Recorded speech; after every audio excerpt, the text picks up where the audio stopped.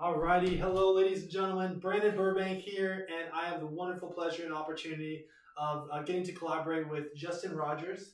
Hey guys. And so we're all here because we are trying to basically promote mental health awareness throughout this country, America, and as well as around the world. And the target demographic that we're trying to help target to aim to help provide value is for the teen, youth, and young adults market here in America as well as around the world.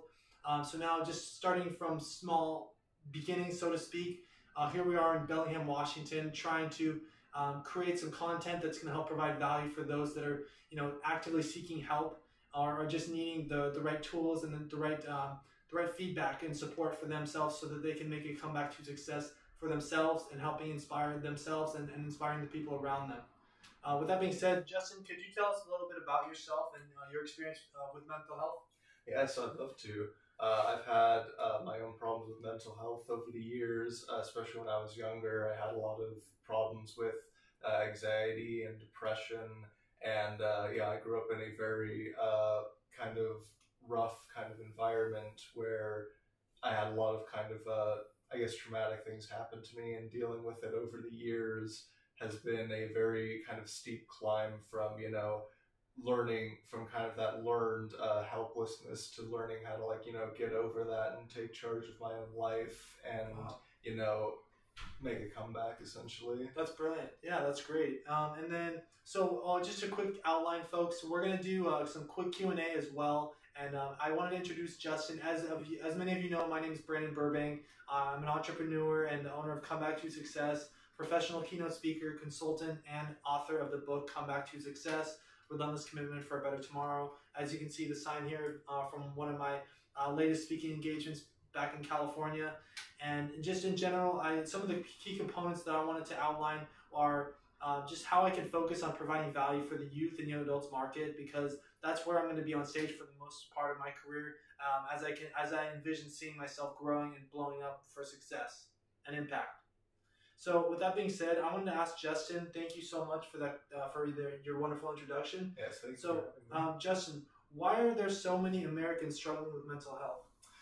I think the main reason why people are struggling with mental health is because everybody wants, to have success or happiness in life, and a lot of people either don't know how to get it, or they don't feel like they're good enough to be able to do things on their own. They kind of fall into this rut where it's like, it's this, I'm not good enough, I'm not gonna succeed anyway, so why bother trying? And it just becomes a self-fulfilling prophecy. It's Yeah. So what would be the best approach for people to change their mindset for themselves to seek success? I think the best way for people to kind of overcome those blockers in their minds is to realize that their life isn't going to start until they take charge of it. And everything that you do in life is a risk, whether it's an investment, pursuing someone romantically, if it's like, making a career move. If you just sit in silence in the shadows, then you're never going to be noticed. So it's always going to be maybe intimidating to step out of your comfort zone, but until you do that, until you take that risk, you're never going to get what you desire. Awesome. Yeah. Thank you for sharing that. Yeah. And then I think that answers a really good question about how, in general, talking about how the youth and young adults population, they're the most vulnerable because, they're still learning, they're still growing in life. And so how do we approach to provide value to them and giving them the right feedback and support that's needed so that they can surround themselves with the right people, and just being able to be, in control of their lives when it seems like it's hard to do that. And then there's circumstances that have, come into play with life and different aspects of life. And so how do we approach, by being the best advisors as possible and being able to be in control of our lives and having, the right purpose and the right intentionalities for who we want to associate in our lives. I think that's going to help really alleviate a lot of the pressure that the mental health, the mental health pandemic or epidemic that's experiencing this country currently in this world. So now I'm going to move on to the next question. Is how can my business Comeback to Success help solve the problem with the youth and young adults here in America? Well, I think that was pretty much it, just what I just said. But to kind of reiterate again, just being able to be like providing the youth and young adults with the right counseling, the right programs, the right resources, the right people, and the right mindset that's going to rub off on the next generation so that they can become the next dreamers, the next innovators, the next game changers in the world, in law, in community, in healthcare, in sports, in entertainment, all these things that are very important for innovation that we can create if we have the right support system surrounding our lives. So, and then this is kind of a question for both of Justin and I as well. And that is, what are the biggest ways individuals can help themselves when faced with a mental health crisis? When you're faced... Do you want to answer that? Oh yeah, sure, of course. Well, I think that personally, and I'm speaking from experience, when you're facing something where, you know, you're absolutely in that rut, you've hit rock bottom, and, you know, you just feel that kind of absolute overwhelming sense of helplessness, you know, the best thing that you can really do in that situation is, you know, first of all, identify what the problem is and try to deal with it in as reasonable way as you can. And, you know, failing that, if by all else fails, you know, you can't work it out, you just have to move on and realize, you know, I'm probably not going to work this out. I'm probably not going to get closure, and I just have to move on and keep going forward, because, you know, it's going to keep coming back to you no matter what. But if you let it get you down, then it's just going to drain you over time, and it's just going to weaken you more. You have to just power through it. Yeah, that's really good said. Really well said, Justin. I think then kind of to reiterate on what Justin was saying as well, and to take it one step further, with the perspective of when faced with a mental health crisis, I think, so for me, I've lived that experience, and I have so much experience to offer to the world when I'm on stage, when I'm in group coaching, consulting sessions. I can really bring a lot of value to the customers, to, you know, the people who I'm interacting with through my experiences that are so relatable and also so unique to my own story.